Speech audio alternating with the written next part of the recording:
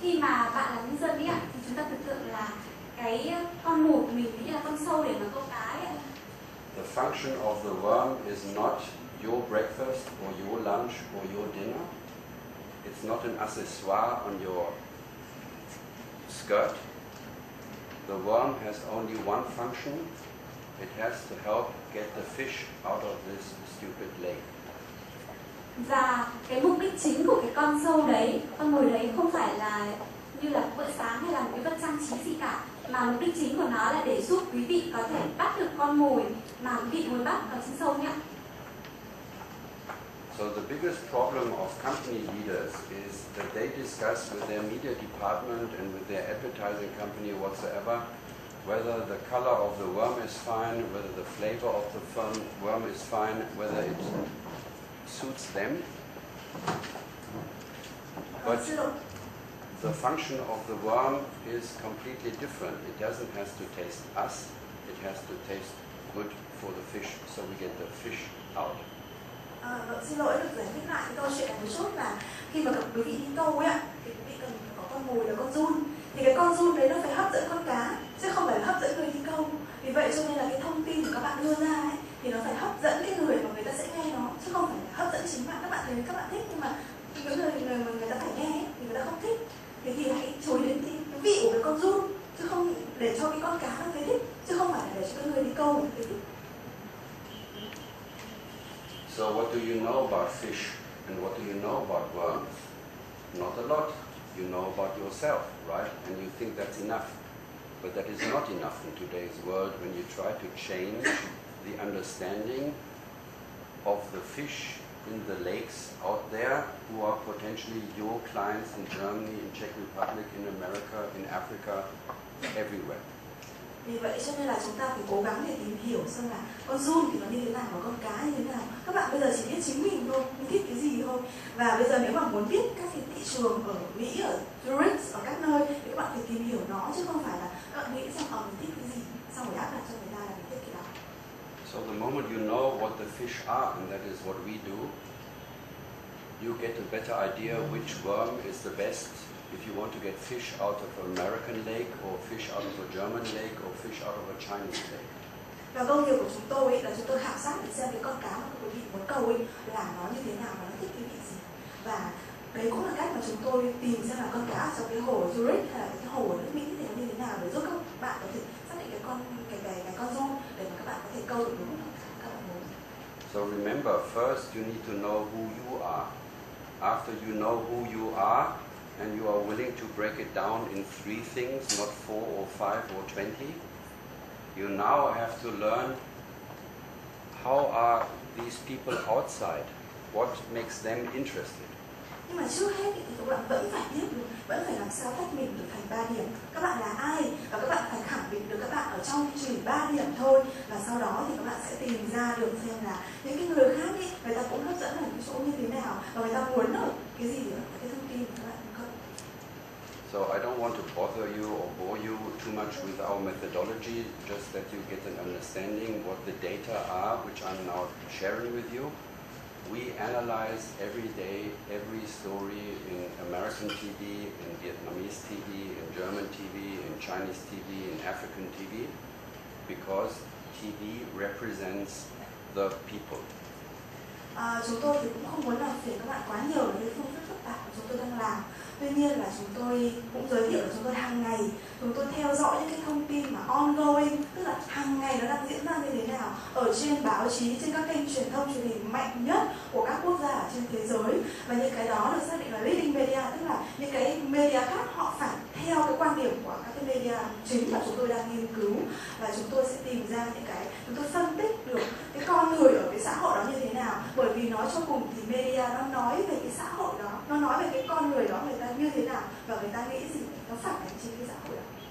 So a lot of you are in the garment industry, some of you are in tourism, and you recognize why people are not coming again and again and again to Vietnam, but they only come once because they like Vietnam maybe as a tourist region, but not as a holiday region. If you want to understand why this is and what makes the difference, you need to show interest in them. You need to understand who they are. It's not about who you are. Now it is about who they are.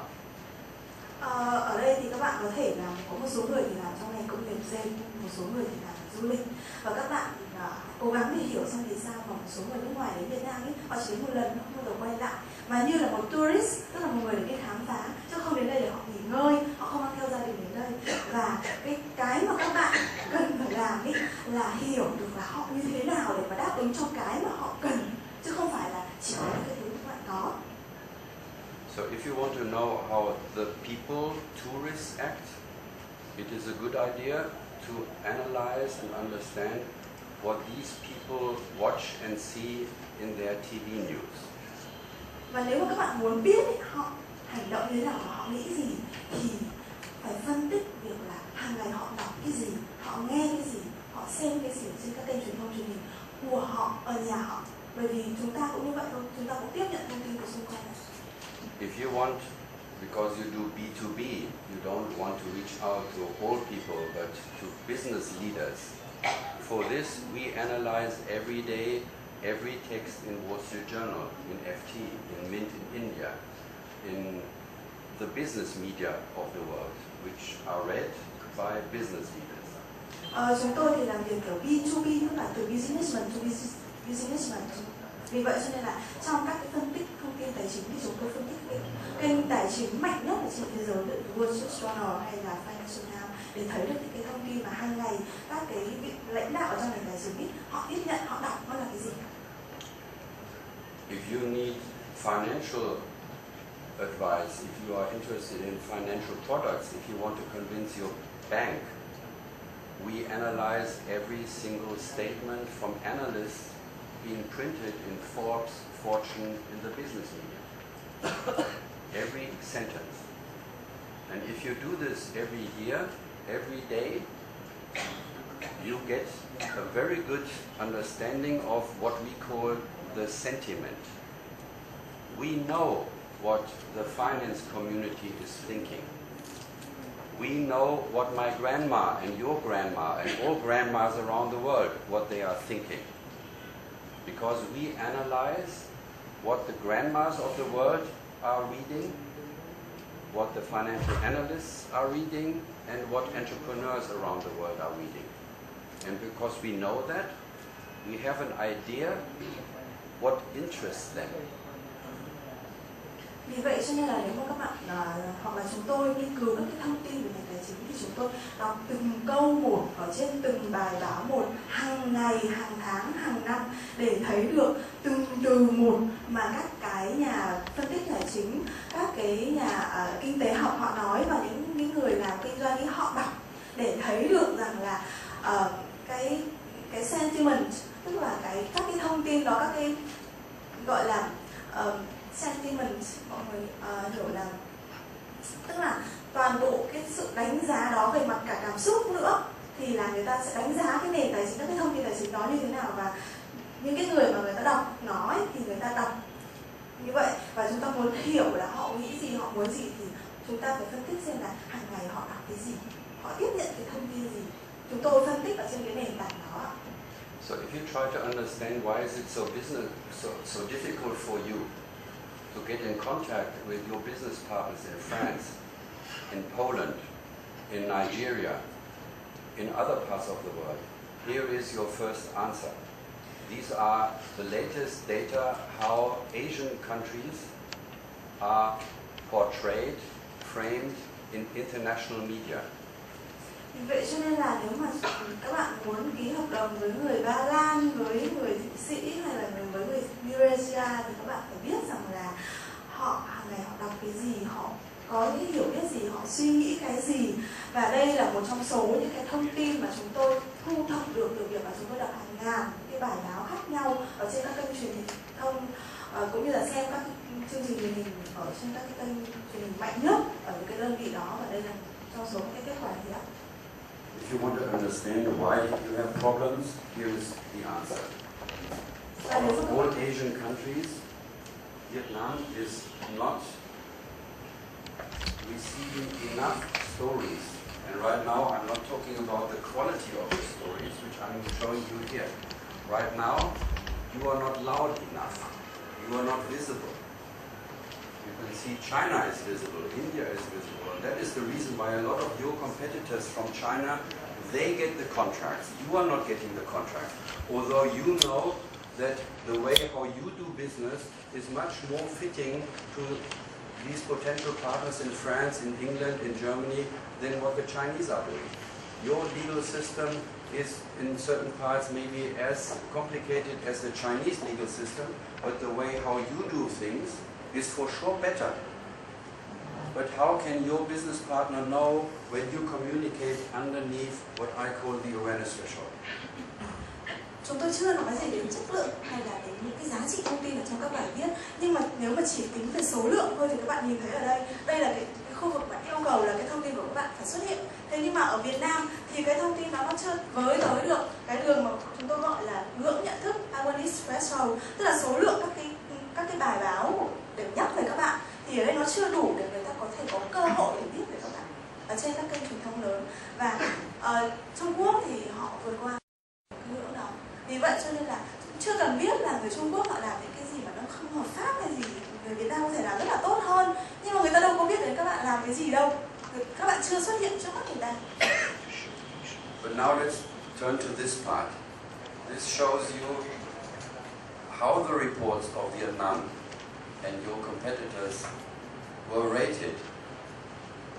And you can see that Vietnam is very much on the bottom.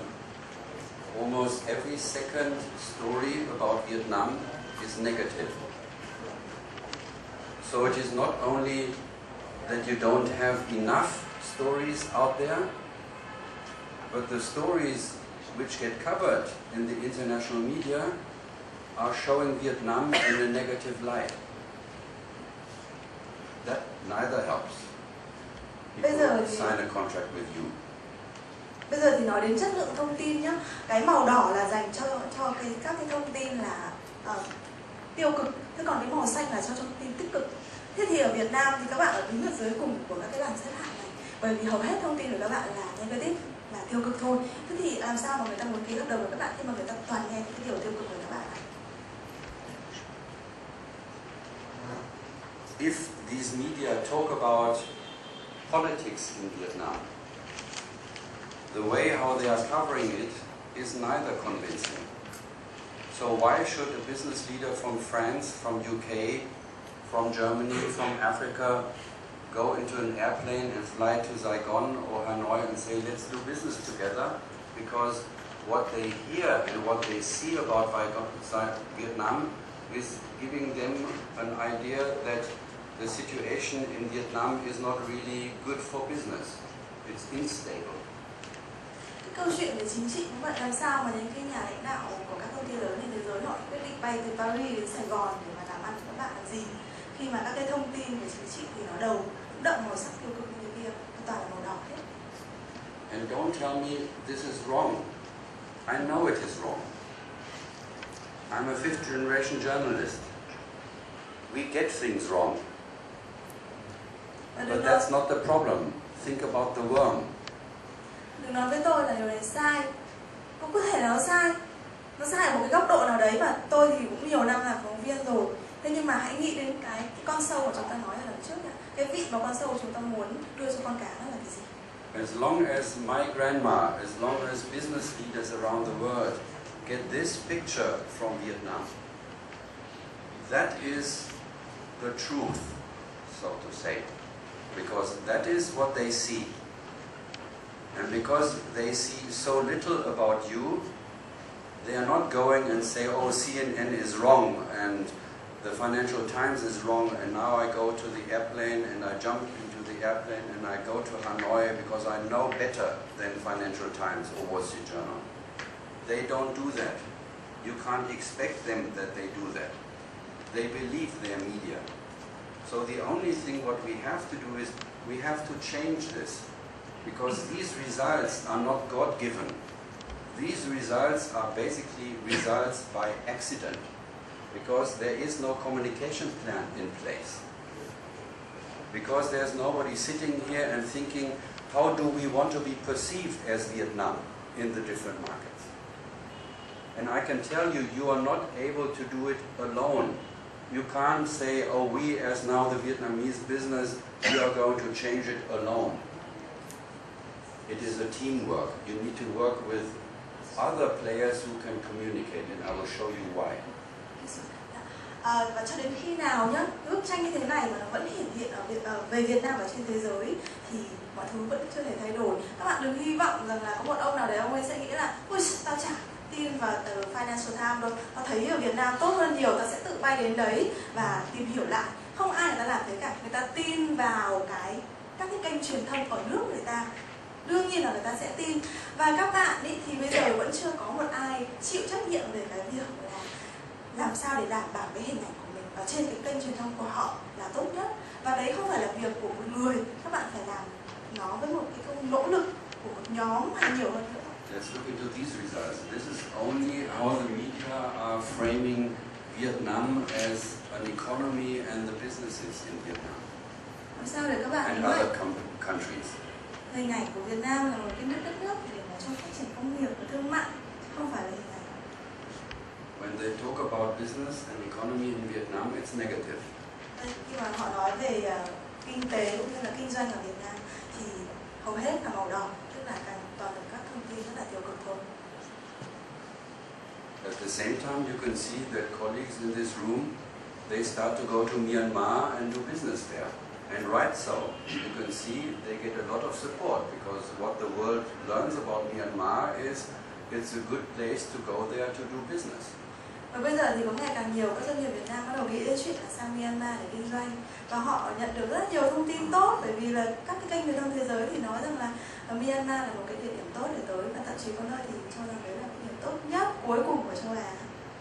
We all know that the economic situation in Vietnam is 100 times better than in Myanmar.